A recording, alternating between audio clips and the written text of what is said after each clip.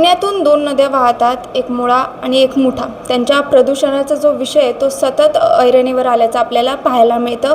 त्याच्यात जे जलपर्णी सतत वाढत असतात, तो देखील एक महत्त्वाचा मुद्दा जो आहे त्या प्रदूषणाच्या बाबतीत गणला जातो. आता जलपर्णी एकीकडे हा खूप मोठा विषयच आहे, तर दुसरीकडेच पुणे जिल्ह्याला लागून जो सोलापूर जिल्हा आहे तिथं केळीचं उत्पादन खूप मोठ्या प्रमाणात केलं जातं. मात्र केळीचे जे बाय प्रोडक्ट असतात ते चांगलेच उपयोगाला येतात आणि याचा सदुपयोग जो आहे तो पुण्यातील एका मुलीने केल्याचं आपल्याला पाहायला मिळतं. फक्त केळीच्या या दुसरे जे वेस्ट असतात त्याचाच नाही, तरी जलपर्णी आणि केळीचे जे वेस्ट असतात त्याच्यापासून विविध वस्तू ज्या आहेत ते एक पुण्यातली मुलगी बनवते आणि त्याचं जे आहे ते उत्पादन करते, ते बाजारात विकते देखील. ती मुलगी आत्ता आपल्यासोबत आहे, लक्ष्मी बेहरे असं तिचं नाव आहे. वेगवेगळे हे जे प्रॉडक्ट्स आहेत ती बनवते. सर्वप्रथम तुझी ओळख सांग आणि हे तुला करायचं कसं सुचलं तू हे सांग. माझं नाव लक्ष्मी बेहरे. मी BDS bachelor in industrial designing Srishti बँगलोरमधनं केलं आहे. 4थ्या वर्षाचा हा माझा थिसिस प्रोजेक्ट होता. आम्ही आसामला गेलेलो आणि तिथे मी पहिल्यांदा जलपर्णी आणि बांबूचं प्रोडक्शन बघितलं आणि तिथनं ही सुरुवात झाली.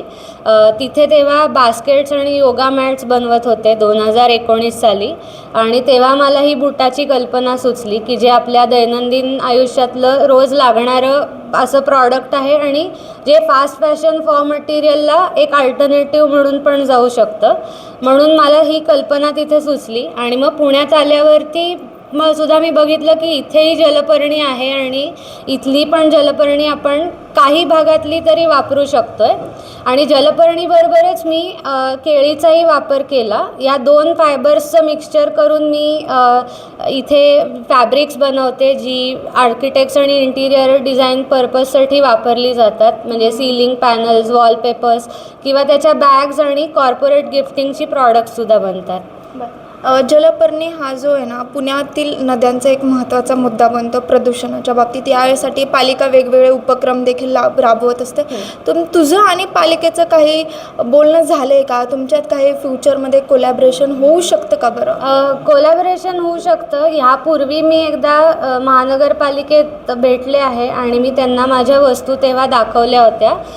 पण आत्ता थोडं असं झालं आहे की माझं स्टार्टअप अजून छोट्या स्टेजला आहे, तर ते हळूहळू जसं डेव्हलप होत जाईल तशी मग पालिकेची मला अजून मदत लागेल की ती जलपर्णी आणून काढून आणि त्याचं एक अजून मोठ्या प्रमाणावर प्रोडक्शन सुरू करण्यासाठी.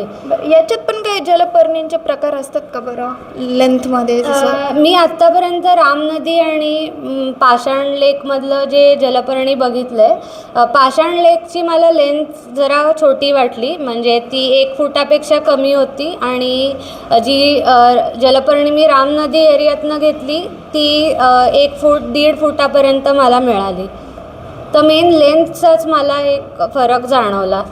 बरं, जलपर्णीपासून हे जे प्रॉडक्ट बनत आहेत त्याचं काही फ्युचर आहे का बरं खरंच? कारण की लोकांमध्ये कसं एक गैरसमज पसरलेला असतो की जलपर्णी नेहमीच त्याचा काही उपयोगच नसतो, असं एक मानसिकता असते. बरं, तर खरंच याचं काही फ्युचर आहे का? त्याचा पाण्यात उपयोग नसतो, पण ते पाण्यातनं बाहेर काढलं आणि त्याला व्हॅल्यू ॲडिशन केलं तर अशा पद्धतीची दैनंदिन वापराची सगळ्या वस्तू बनू शकतात. आणि तुम्ही ते बूट घालून बघितलेत तर तुम्हाला जाणवेल ते किती कम्फर्टेबल आहेत आणि ब्रीदेबल आहेत. त्यामुळे नक्कीच म्हणजे लोकांनी वापरून बघून मग स्वतः ठरवायला हरकत नाही.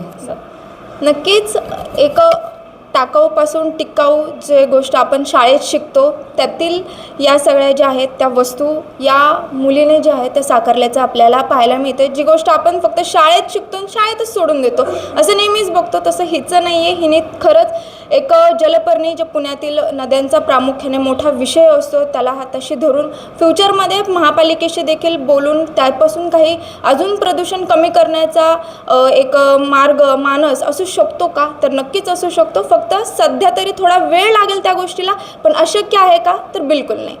शिवानी लकडे, टाइम्स ऑफ महाराष्ट्र, पुणे.